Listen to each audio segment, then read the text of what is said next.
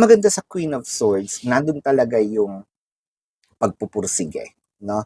Kaso I feel like with the Devil card in here, parang ang hirap ko mawala dahil parang meron talagang somehow connection sa iyo. It could be blood related, it could be something that you signed, probably it could be that you're kasal na, no, with this person. Um, but what it is, no, kasi parang sa'yo, hindi ko na kayang lusutan, hindi ko na kayang magbigay pa ng rason.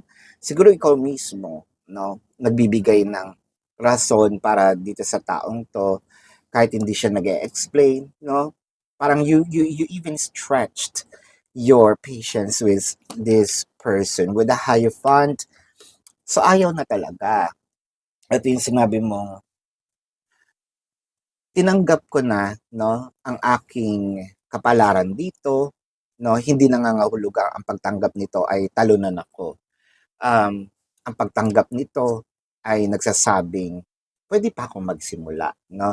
Ang pagtanggap nitong sinasabing, this might be the challenge na kailangan ko pang pag-aralan in the future. Or siguro, no, this is it, no? Hindi naman araw-araw Pasko.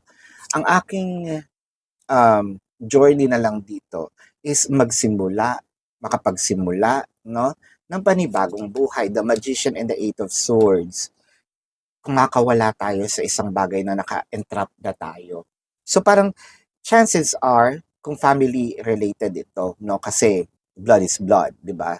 Family is family. I think what you're trying to do here is, hindi naman talagang talikuran, no, but I will distance myself siguro na to love those people from afar, no? Mahal ko sila pero malayo ako. Hindi nangangahulugan ang pagtalikod 'yun. Siguro kung may kailangan doon ako magbibigay, no, ng support.